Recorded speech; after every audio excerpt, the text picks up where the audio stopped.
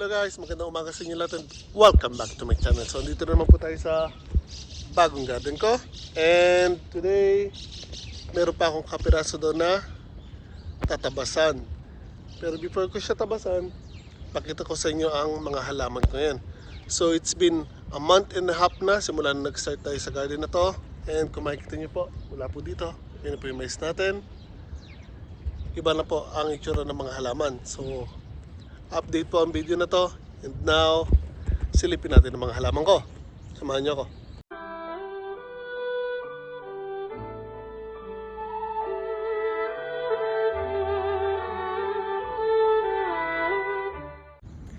Okay guys, so bago tayo mag-start na lapitan ng mga halaman natin, start muna tayo dito.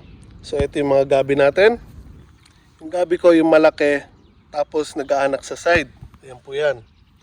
Kaya kung makikita nyo, kahit isa lang tinanim ko, isang malaki, magtutubuan po sa side yan, doon po siya mag-aanak. Ayan po yung isa. And ayun yung isa. Apat po actually yung tinanim ko, pero sadly yung isa, hindi po tumuloy na bulok. And next, ito po yung sweet corn natin. So last na nakita nyo itong mga mais na to ay ganyan pa lang po sila kalaki. So as of now, 1, 2, ang karamihan sa kanila nasa 2 dangkal at yung nasa may gitna ay nasa 4 na dangkal na po ang taas nila. So, lapitan natin sila. Ayan, kung makikita nyo. Malalaki na po ang mga sweet corn natin.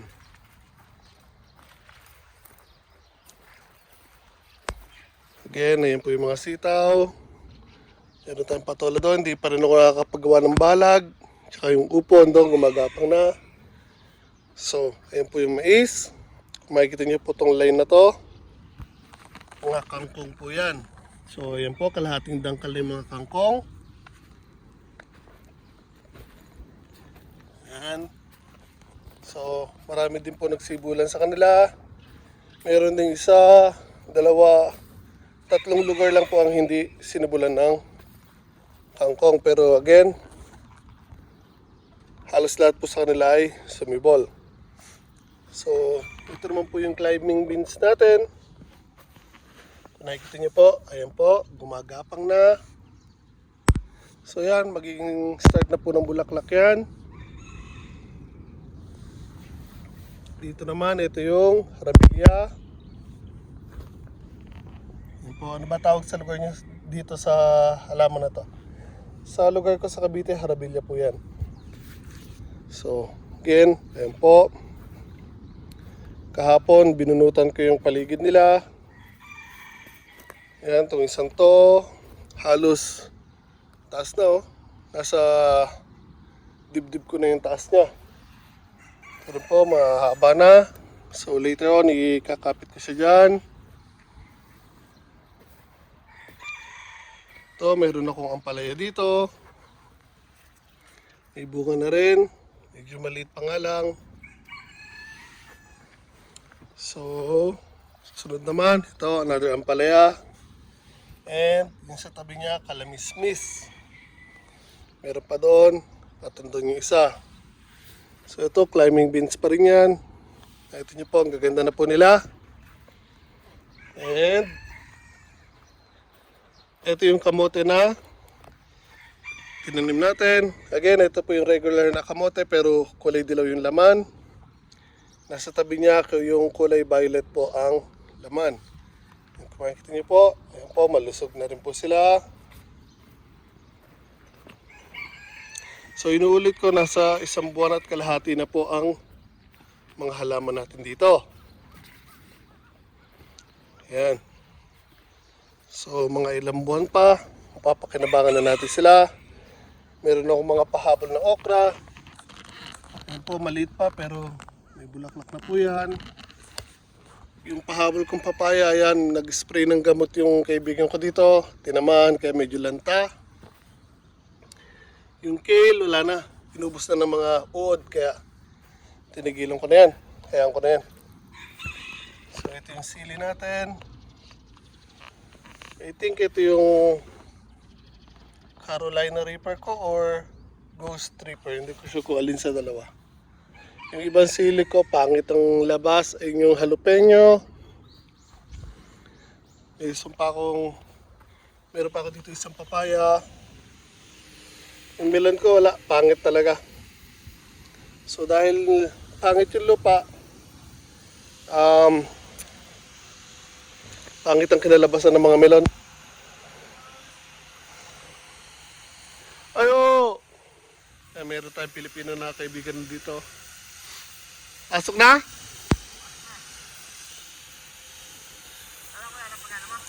Okay, so kinausap ko lang yung mga Pilipino na in-order natin ng pangtabas ng lupa. So again, balik tayo sa pinapakita ko sa inyo. Tingnan natin yung mga halaman ko. And next, ito po yung pakuan natin.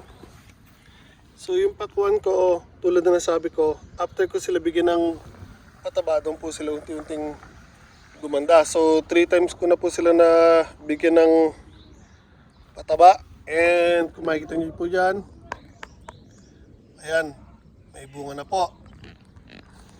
So again, now pa lang siya humahabol, gumaganda na po. Kung makikita nyo po, mahaba na doon. Ito po yung isa. And ayun yung pangatlo. So itong sili ko ditong isa, siya po yung pinakamalaki ngayon. Yan po, ang dami ng bunga. Pero again, yung iba, ang pangit po nangyari.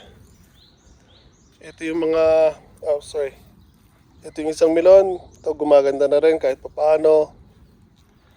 Ito yung mga unang papaya na tanim ko. Yan, gumaganda na rin po siya. Kaya nga lang, tulad na sabi ko, masyado ng late para makapagpalaki tayo ng bunga ng papaya. If ever man lumaki siya at magbunga, hindi na siya lalaki masyado. Kasi sa loob ng 1 buwan at kalahati, mabagal po ang paglaki niya. Again, ito pa yung isang melon. Ito, mayroon na pong bunga yan kahit maliit pa lang. Ayun. Ayan. So again, humahabol na po sila. Again, yung papaya. Yung pakwan. Ito yung kalabasa. So far yung kalabasa ko gumaganda na. And kung sisilipin natin dito, sa ilalim niya, ayan po, may bunga na. So yung dito sa katabi niya, meron na po mga maliliit. Ayan po, meron din dyan. Isang haba na, ganda na.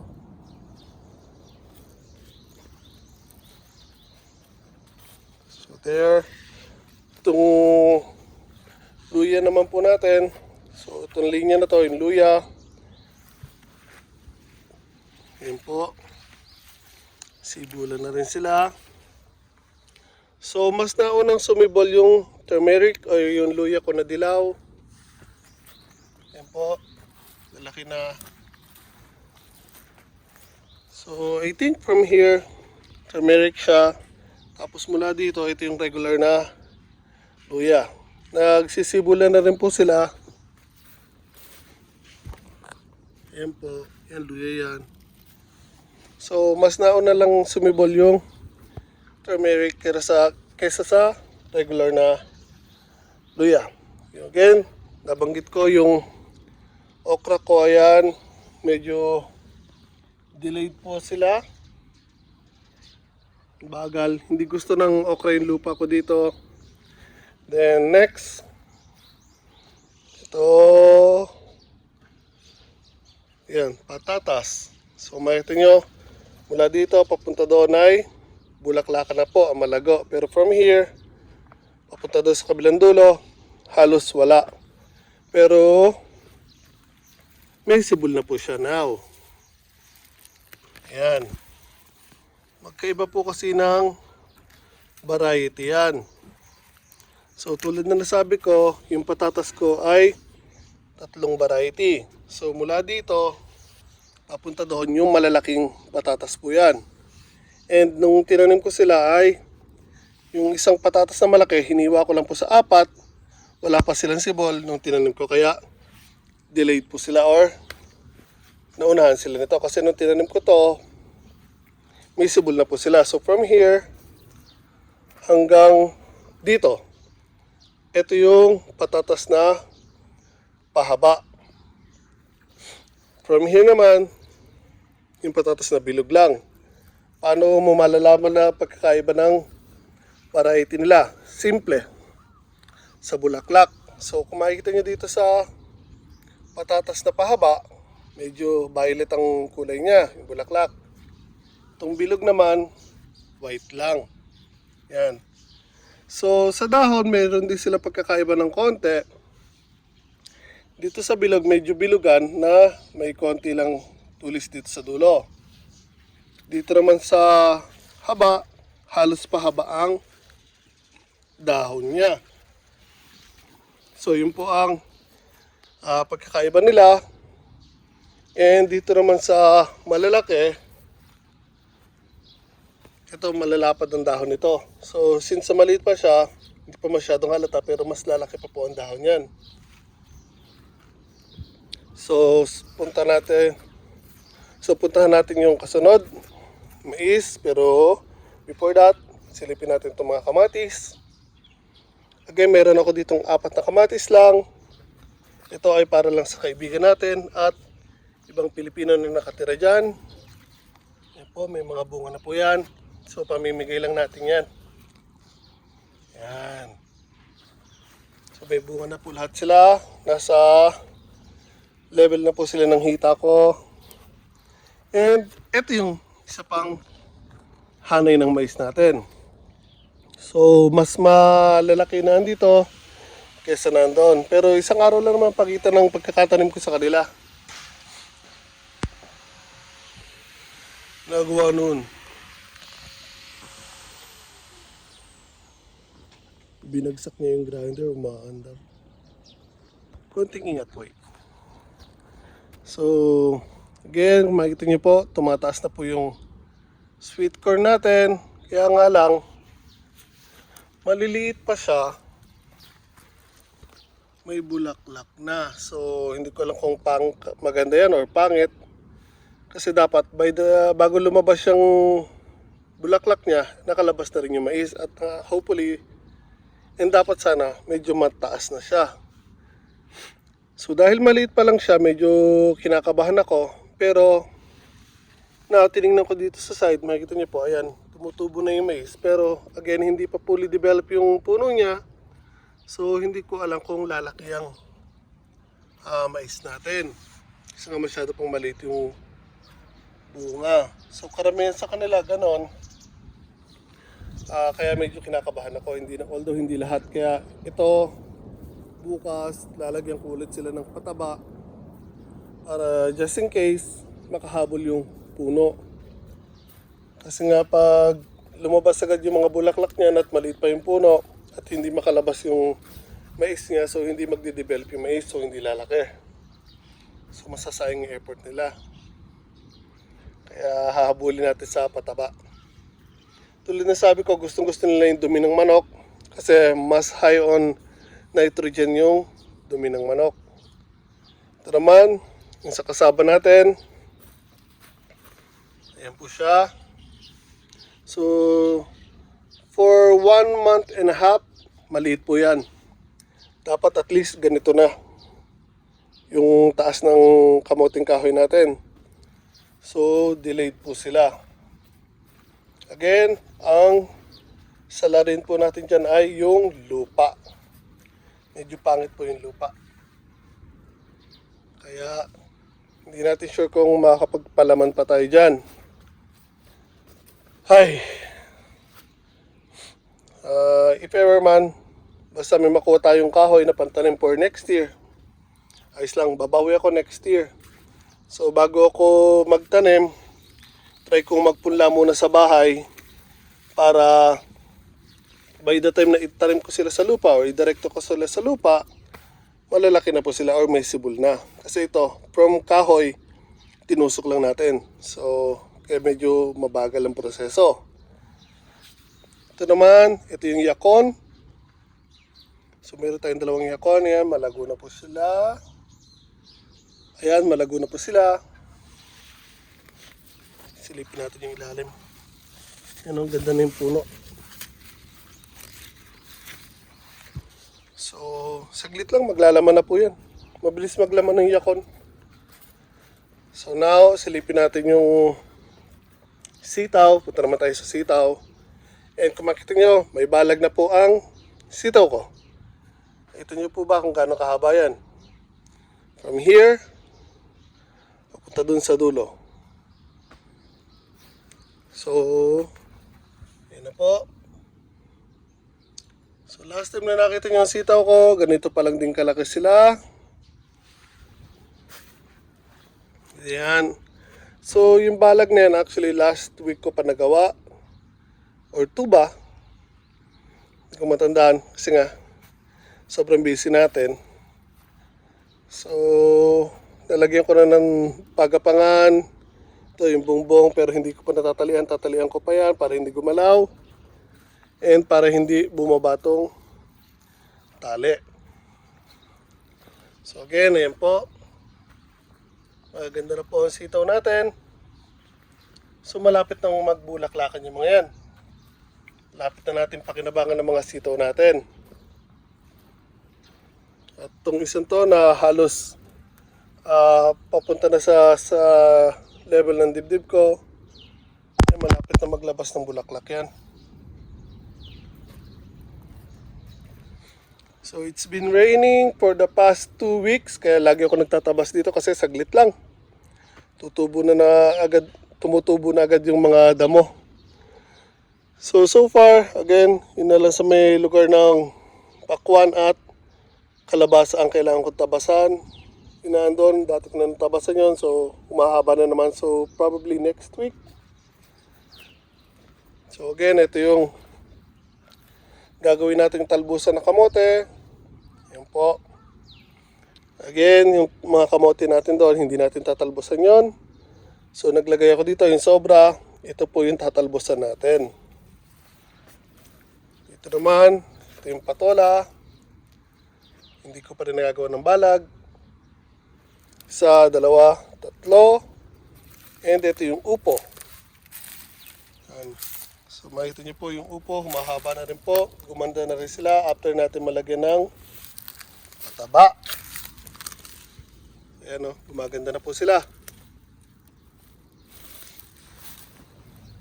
So again, kailangan ko na silang gawa ng balag. So yan po yung kabuuan ng taniman natin. And malapit na po natin mapakinabangan or malapit na tayo maka-harvest. Mauna syempre, mga beans, ampalaya, sitaw, mais, patatas, kalabasa, kamatis. Okay, so tatabasan ko muna yung mga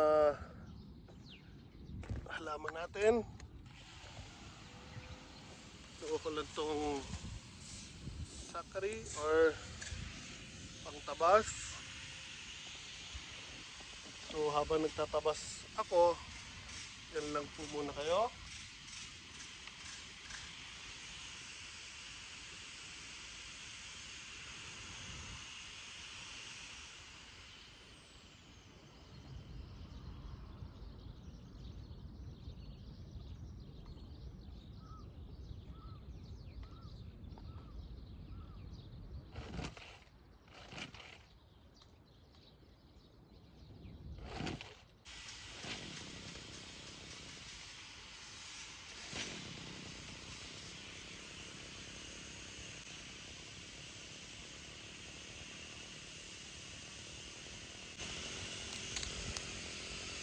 Gamit lang po tayo ng mask kasi magliliparan yung alikabok.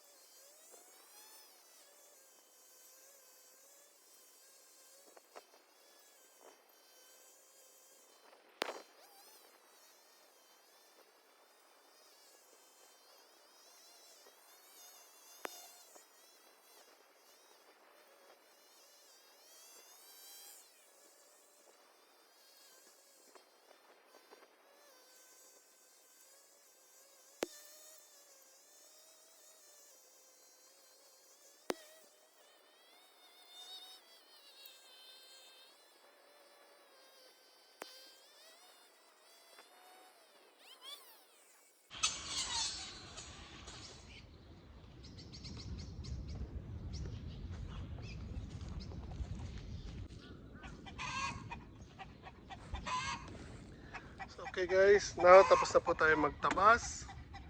Tulad ng sinabi ko, hanggang dito lang muna. Yun na doon kahit may tubo na po ng konti. Last week ko lang po tinabasan yan. So, ayan ko lang tumas ng konti bago ko tabasan. And that's it. So now, diligan ko muna itong mga halaman ko kasi umiinit na. And after here, balik tayo sa garden natin.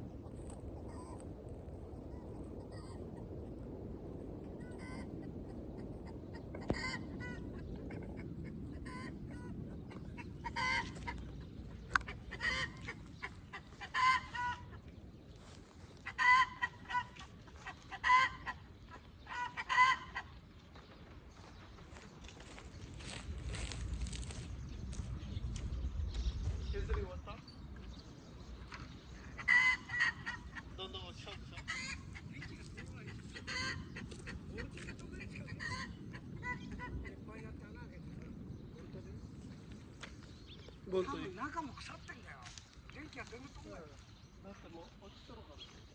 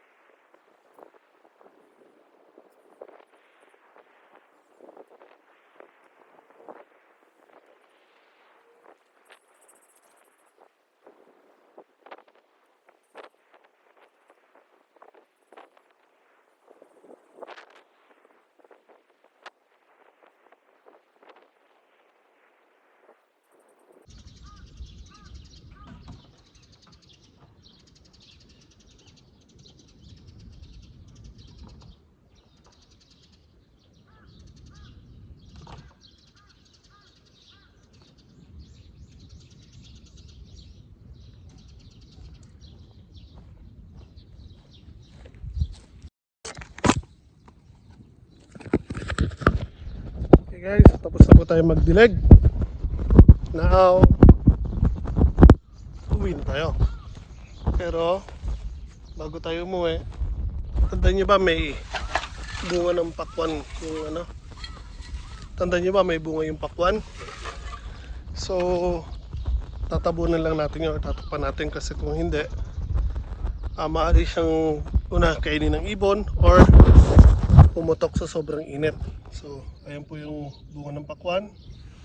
So, meron po tayong damo dito. Takpan lang natin para hindi masyadong mainitan. So, ayan. Para protection na rin ng pakwan sa init. Meron tayong melon din dito, isa. Itong kanina. So, takpan din natin ng konti. Although hindi ito masyadong direkta sa araw, lagyan pa rin natin ng konting tabing lang. So, okay, there you have it guys. So, ayan po. My garden.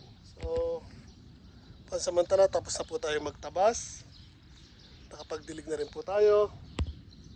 And again, 1.5 month po na ang garden natin. Simula nang nag-umpisa tayo dito noong May. So, June 15 na ngayon, sakto yung 1 buwan at kalahati. Ay. So, meron na po tayo mga papakinabangan yan. So, meron na po tayo mapapakinabangan dyan. Siguro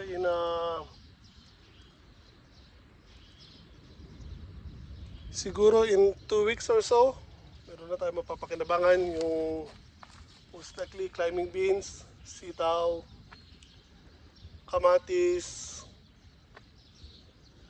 yung kalabasa, may bunga na pero hayaan nating malantayin puno para gumulang maigi yung mga kalabasa sa puno. So once na ginawa nyo yun, ginawa yung gumulang yung kalabasa sa puno hanggang malantayan, mas mai-store nyo ng matagal ang kalabasa. So hindi siya mabubulok agad. So mas maganda yung, or mas matagal yung shelf life niya. And yung mais, medyo matagal pa yan pero susunod natin yung sa sitaw. Halos magkasunod lang sila ng patatas. Pero again, yung patatas kalahati ang ma-harvest una, maiiwan yung malalaking patatas doon sa may kalahati papunta sa dulo. Kasi ngayon pala nagsisibulan. And after nun, itong kamote naman po ang kasunod niyan. So, yung harabilya, kalamismis naman at ampalaya, continuous po yan hanggang mag-winter. So, dire-diretso yan, pati gabi. Yung gabi natin, pinakahuli na rin natin bubunutin yan. Kamatis, dire-diretso din yan hanggang winter, pati mga sili, melon, saglit lang po yan, saka yung pakwan. And yung kasaba, pinakadulo yon or last, pati yung mga luya. Yung okra naman, as it goes, dire-diretso din po ang pitas dyan hanggang mag-winter. So, yun po. Sana po nagustuhan niyo po ang simple binagi ko sa inyo. Again, ito po yung bagong garden natin na nakuha natin ng libre or nagamit natin ng libre. Sana po nagustuhan niyo po ang binagi ko sa inyo. Kung may comment kayo, suggestions, questions, mag-message lang po kayo. Sasagutin ko po yan pag nakita ko yung message nyo. And again, maraming salamat po. Kung makakakuha nyo naman po, pakilike naman po ang video nito. Share sa mga kaibigan nyo and subscribe na rin po sa channel ko. Malaking tulong po yun para sa akin. Ingat po tayo lahat talaga.